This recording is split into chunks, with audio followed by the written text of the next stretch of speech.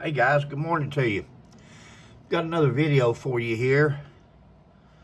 And guys, these videos are not made to downgrade all police officers. This is not all police officers. This is some of the ones that's bad apples. That's the ones I'm trying to focus on, is the bad apples, not the good ones. It's just like anything else. There's good and bad and everything. And there are many good officers out there.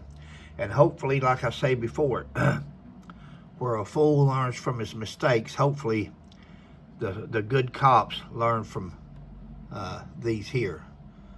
Fool learns from his mistakes. A wise man learns from the fool. Here we go.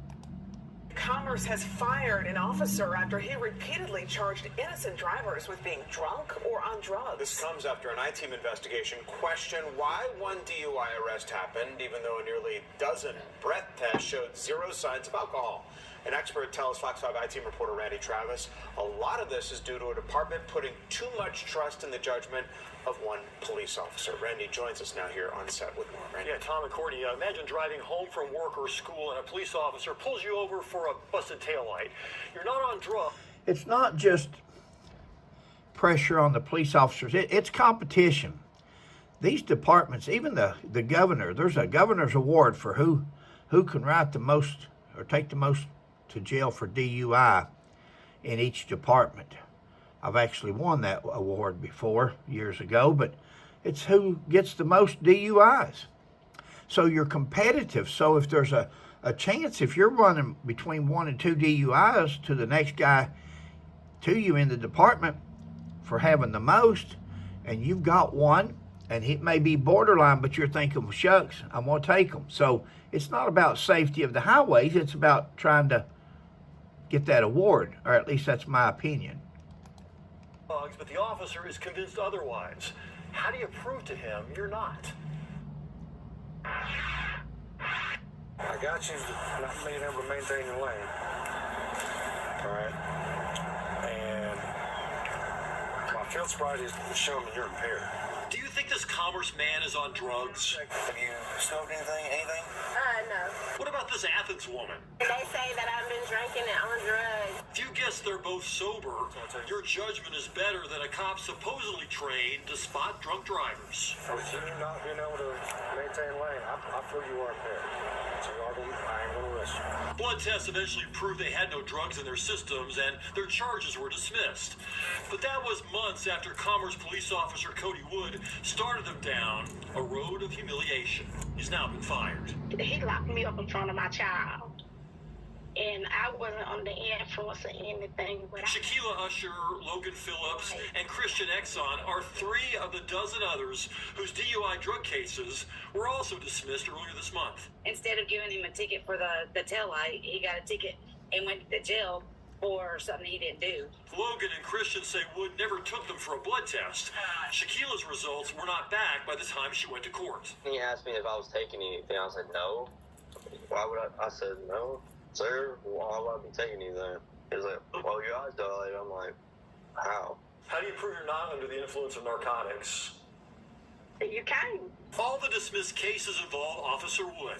In his reports, he wrote that the driver failed various field sobriety tests, the walk and turn, the one-leg stand, the horizontal gaze. So you say you don't do drugs?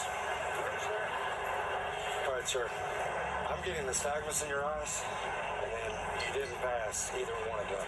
The walk and turn. The officer has to make a determination. Obviously, he's trying to do, he or her trying to make the best decision and make sure that people aren't driving on the roadways impaired. Mike Blute teaches DUI enforcement for all Georgia police officers. Wood took his advanced class last September. We asked Blute to review some of his former students' bad DUI arrests, including one where he still arrested someone after blowing 0 on 10 different breath alcohol tests. I don't know if I'd use the word disappointed, but alarmed maybe. I don't know what the proper word is on this one. He couldn't tell from the videos whether the drivers actually failed the eye test, as Wood claimed, a key finding for impairment. Blute says what he did not see is a road cop, but a police department clearly in need of more training. When it comes to DUI enforcement, one thing means nothing. Always comes to training. He doesn't blame the cop. He just needs more training. How much more training does a police officer need, guys? It's weeks and weeks and weeks of training. Sometimes you got to have some common sense. Sometimes you got to have some character. This guy was wanting to make arrest. This guy was after arrest for the department. Let's don't fool ourselves there, Mr. Instructor. It's got to be it. And every officer's always heard this. It's the totality of the circumstances. Especially when you make a living at teaching DUI courses. You need more training. That's what it is. Need more training. Oh, wait. I teach that training. Here's my card. No, it's about hiring officers with a little bit of integrity.